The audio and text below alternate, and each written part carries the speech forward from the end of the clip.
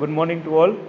આજનું નવું ચેપ્ટર જોશું, ઇન્ડસ્ટ્રીયલ ઓટોમેશન એપ્લિકેશન,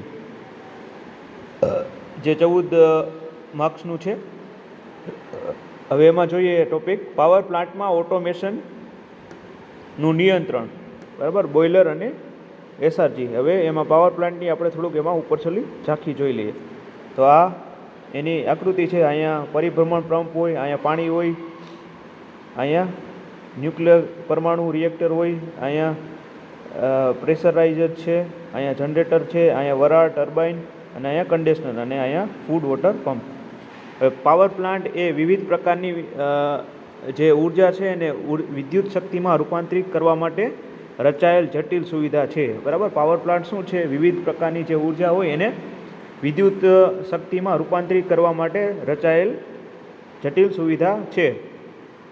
હવે આનો ઉપયોગ જોઈએ તો તેઓ ઉદ્યોગો, વ્યવસાયો અને જે ઘરોને વીજાણું સપ્લાય કરવા માટે નિર્ણાયક ઇન્ફ્રાસ્ટ્રક્ચર તરીકે સેવા આપે છે, બરાબર. ઉદ્યોગો અને વ્યવસાયોમાં જે છે એ સપ્લાય માટે નિર્ણાયક ઇન્ફ્રાસ્ટ્રક્ચર તરીકે સેવા આપે છે.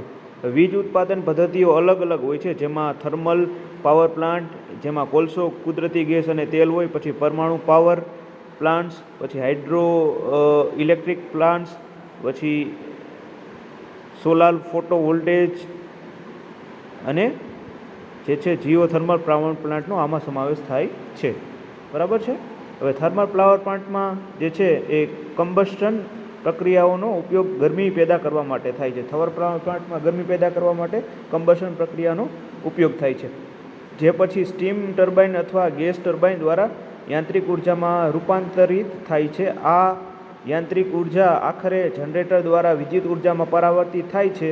થર્મલ પાવર પ્લાન્ટનું હૃદય બોઇલર છે, જે થર્મલ પાવર પ્લાન્ટનું જે છે હૃદય આપણે બોઇલર કહી શકીએ, જે બળતણના થી મુક્ત થતી ઉર્જાનો ઉપયોગ કરીને પાણીને ગરમ કરીને વરાળ સ્વરૂપે આપે છે. રેડી? તો આ થઈ ગયું આપણું પાવર પ્લાન્ટમાં કઈ રીતના બધું વર્ક થતું હોય એની ઝાંખી, બરાબર છે.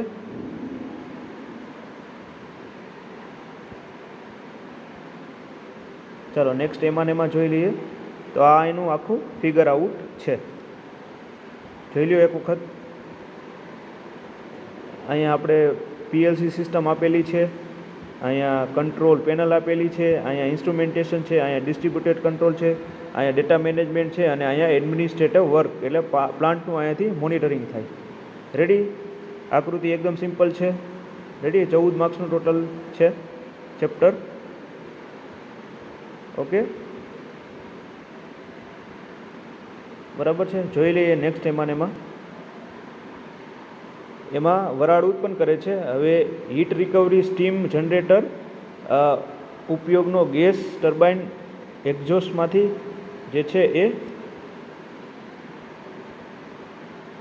કચરો ઉષ્માનું પુનઃપ્રાપ્ત કરવા અને તેને વધુ વીજ ઉત્પાદન માટે ઉપયોગી વરાળમાં રૂપાંતરિત કરવા માટે સંયુક્ત ચક્ર પાવર પ્લાન્ટમાંથી એને કરવામાં આવે છે, બરાબર છે. હવે પાવર પ્લાન્ટ્સમાં આપણે કંટ્રોલ સિસ્ટમ એટલે કે ડિસ્ટ્રીબ્યુટેડ કંટ્રોલ સિસ્ટમ જોઈએ. તો ડિસ્ટ્રીબ્યુટેડ કંટ્રોલ સિસ્ટમ એટલે કે ડીસીએસ પાવર જનરેશન સાથે સંકળાયેલી જટિલ પ્રક્રિયાઓનું સંચાલન કરવા માટે જરૂરી છે. ડીસીએસ શેના માટે જરૂરી છે? પાવર જનરેશન સાથે સંકળાયેલી જટિલ પ્રક્રિયાઓનું સંચાલન કરવા માટે જરૂરી છે. ડીસીએસ એકબીજા સાથે જોડાયેલી નિયંત્રણ, સેન્સર્સ, એક્ચ્યુએટર અને સમગ્ર પ્લાન્ટમાં વિતરિત અન્ય ઉપકરણોના નેટવર્કમાં એનો સમાવેશ થાય છે.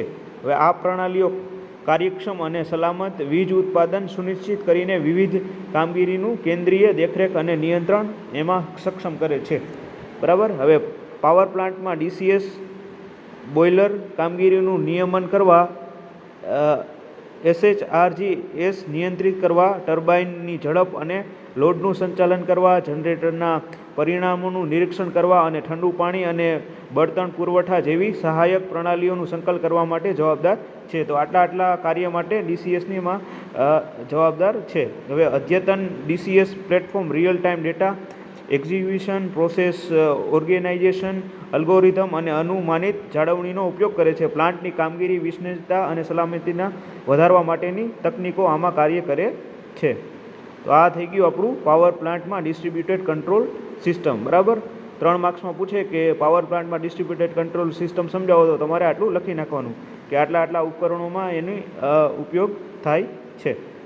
ઓકે, આજના લેક્ચરમાં આટલું રાખીએ. નેક્સ્ટ લેક્ચરમાં વધારે ટોપિક સ્ટડી કરશું.